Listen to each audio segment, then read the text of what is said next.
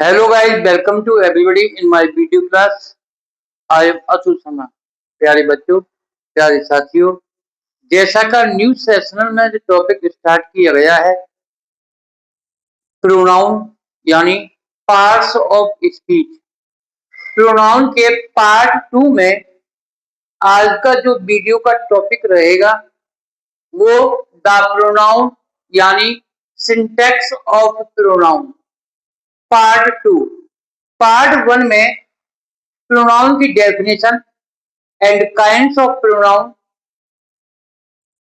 का डिफरेंस, हर एक kinds of pronoun को डिफाइन किया गया विद एग्जांपल। उसी वीडियो में आगे आज का जो वीडियो का टॉपिक है वो syntax of pronoun as a basic knowledge and competitive grammar. Competition से संबंधित और एग्जामिनेशन से संबंधित कोई भी क्लासेस है उसके लिए ये टॉपिक बहुत मोस्ट एंड इम्पोर्टेंट चला हुआ है, क्योंकि लास्ट वीडियोज में जैसा कि टॉपिक पार्ट्स ऑफ स्पीच है उसमें नाउन, नाउन के काइंड्स, नाउन, नंबर आदि को बताया गया। और आज प्रोनाउन के पार्ट 2 में कुछ रूल्स, जो बेसिक रूल होते हैं, जो पर्सनल प्रोनाउन होते हैं, उनके साथ अपने की अंग्रेजी, अपना की अंग्रेजी सब्जेक्ट के अनुसार चेंज होती है।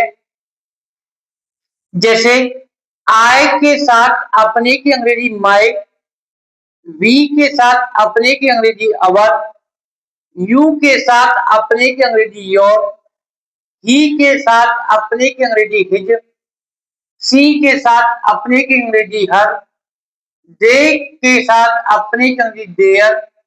मैन जेंडर में आ जाते हैं, मैस्कुलाइन मैन के साथ अपने की अंग्रेजी हिज, एवरीवन के साथ अपने की अंग्रेजी हिज, और Seema as a gender of feminine के साथ her, Ramu as a gender of masculine के साथ हिज, और राकेश एंड रोहन जब दो सब्जेक्ट एंड से जुड़े हों तो ये प्लूरल हो जाएंगे, इनके साथ देयर की अंग्रेजी हम लगाते हैं।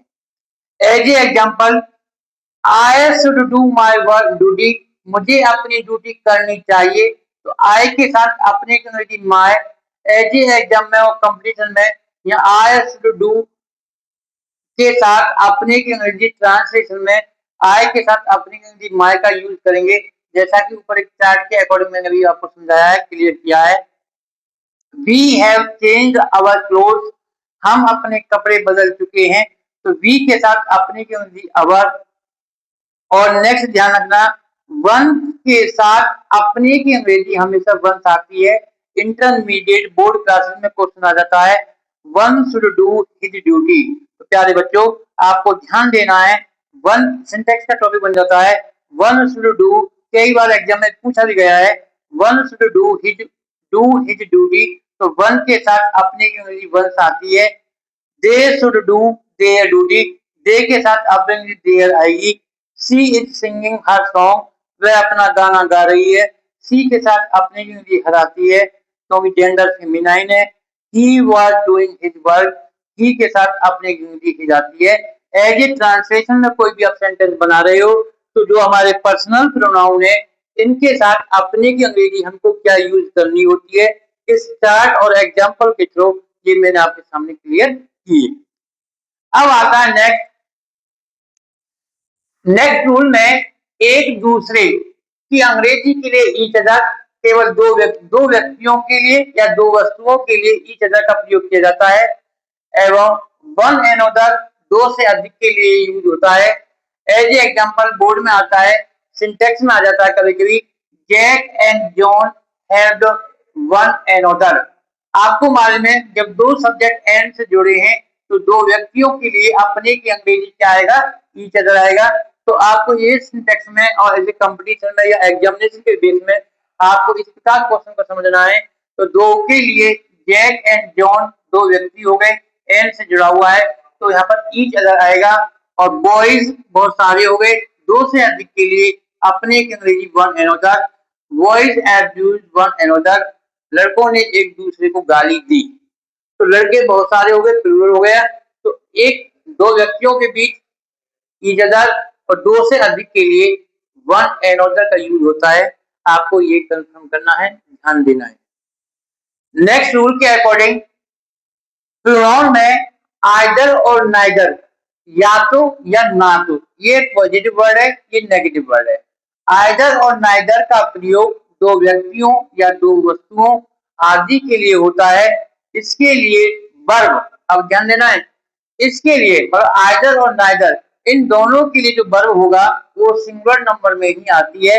एग्जाम में आएगा either of them play cricket, तो आपको मालूम है कि आइदर से जुड़ा हुआ सब्जेक्ट प्रोनाउन है यहाँ पर, तो इसके लिए हमें सिंगुलर वर्ब का यूज करना है।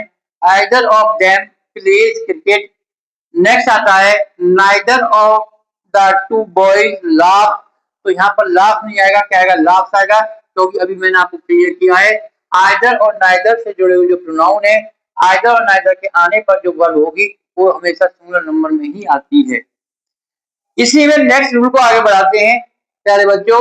नन का यूज सेंस के अनुसार, भाव के अनुसार, नन ये भी नेगेटिव वर्ड है, एक वचन यानी सिंगुलर या प्लूरल बहुवचन में हो सकता है।